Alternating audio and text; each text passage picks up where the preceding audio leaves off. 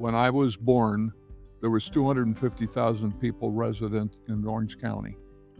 So Orange County was mostly orange groves and lima bean fields and some military bases. And now, what are you, 3 million plus?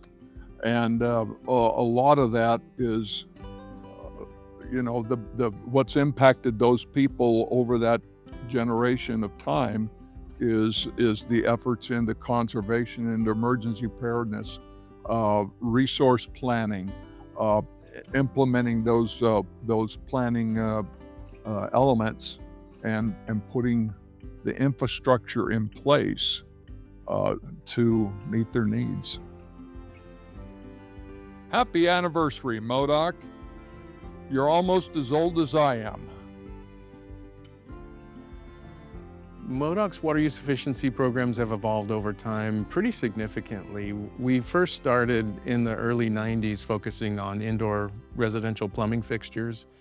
And over about a 20-year period, we replaced hundreds of thousands of inefficient toilets, shower heads, clothes washers, and pretty much have exhausted that indoor residential opportunity.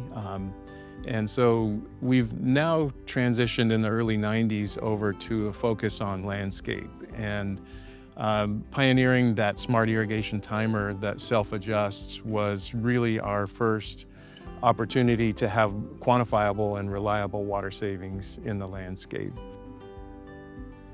MWDOC has developed a number of innovative programs and approaches. We develop and implement programs regionally on behalf of our retail water agencies. Those programs are supported by the Metropolitan Water District, both financially and with technical assistance. So a regional approach has been very, very effective. It allows us to concentrate very specialized technical expertise at a regional level and make that available to utilities throughout the county. And there's at least a half a dozen other regional agencies in the state that are now taking the same approach that MWDOC has taken for our water loss control program. I'm obviously very proud of Ricky the Rambunctious Raindrop. In fact, my college essay was about how he was my first love. And so Ricky has a very near and dear place in my heart, but at the same time, I'm very proud of how we have expanded our education program here at MWDOC over the years. And so for many, many years, we've had a very strong core program, particularly in our elementary schools, but to see our expansion into high schools, middle schools, and to see our partnerships flourish with the Scouts of America, and to see the different badge clinics and other public events that we do, I think has been tremendous. And whenever I go and guest lecture at a local university, I talk about how many of you remember Ricky the Rambunctious Raindrop if you grew up here. And so many kids and students raise their hands in remembrance of that. And so I think if you grew up in Orange County, one of the things that connects and bonds us all is some of that early water education and exposure to water.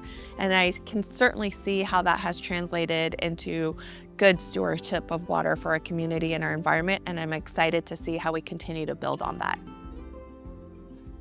Inspection trips are a way of helping the public to understand where the water comes from and what it takes to get from those locations, which may be 200 or 400 miles away, into Orange County and get to the water taps.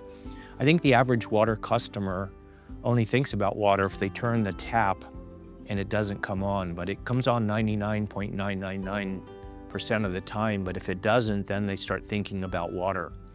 It gives you an ability to think back in time to those leaders that originally had the vision for bringing water. At that time was for all of Southern California. Today it's turned into 19 million folks with a very large economy, and you need water to support all of that. So it gives people the opportunity to think about that historical perspective of water and then where we are today. We determined a while back that it would be a good idea to have policy dinners, which we now have on a quarterly basis.